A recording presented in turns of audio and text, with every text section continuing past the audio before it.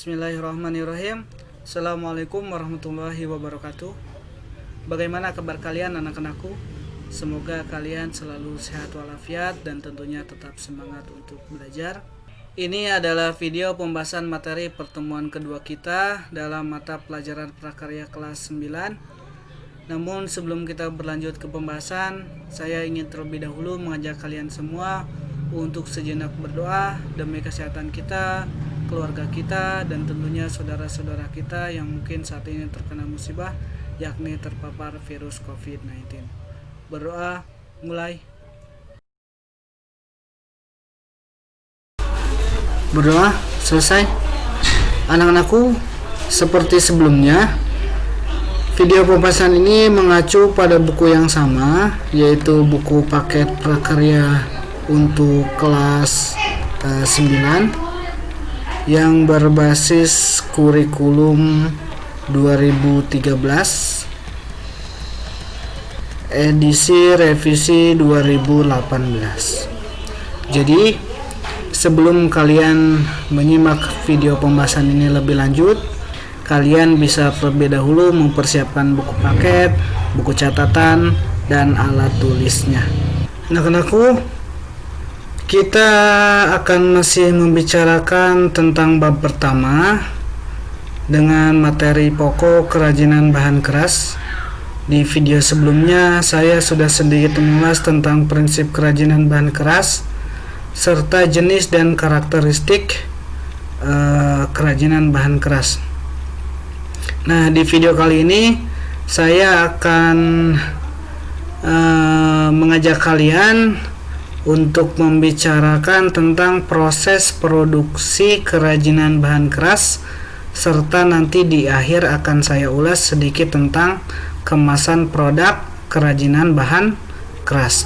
Untuk itu, dari sini saya akan mengajak kalian untuk membuka halaman 16.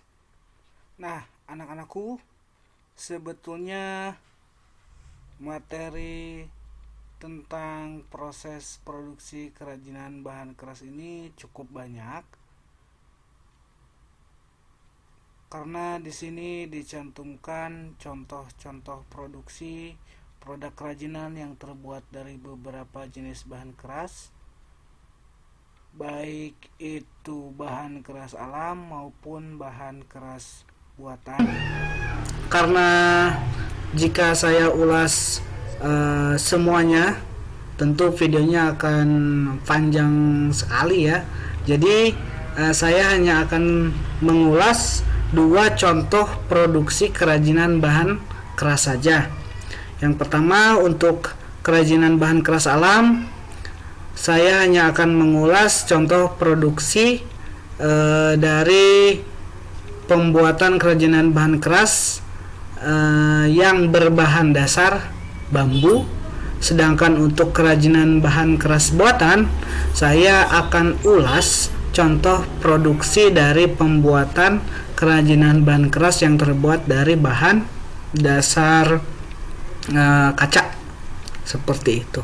Nah, dari sini saya akan langsung mengajak kalian untuk membuka halaman 23, yakni kerajinan bambu. Nah, bambu adalah salah satu jenis bahan keras alam. Artinya, salah satu bahan yang bisa diubah menjadi produk kerajinan yang langsung didapatkan dari alam tanpa melalui proses apapun, baik itu pengolahan, pencampuran, dan atau sebagainya.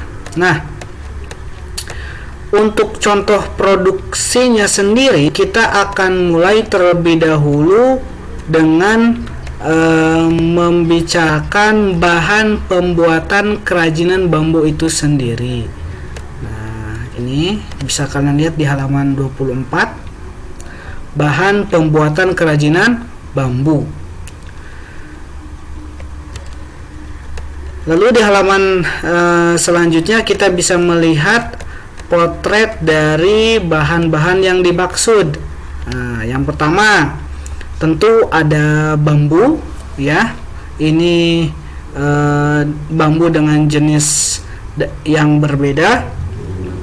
Bahan kedua yang kita perlu persiapkan adalah pewarna politur, yakni fungsinya untuk membuat bambu itu terlihat lebih mengkilap ketika nanti sudah menjadi produk kerajinan. Yang ketiga, lem kayu, dan yang terakhir adalah paku. Nah, itu 4 bahan yang harus kita persiapkan terlebih dahulu. Setelah bahan, selanjutnya ada beberapa alat yang kita harus persiapkan guna membuat kerajinan yang terbuat dari bahan bambu. Nah, seperti yang kalian lihat, alat yang pertama adalah parang atau golok ya. Yang kedua ada palu, ada gergaji, ada pisau raut, tang, pahat, meteran, kuas, dan mesin bor elektrik. Sebelum kita mengulas tentang proses produksinya, kita akan terlebih dahulu lihat contoh-contoh produksi kerajinan berbahan dasar bambu. Nah, ini produk jadinya. Di sini ada sandal yang terbuat dari anyaman bambu. Lalu ada beberapa macam alat dapur ya, yang biasa ketemu di dapur maksudnya.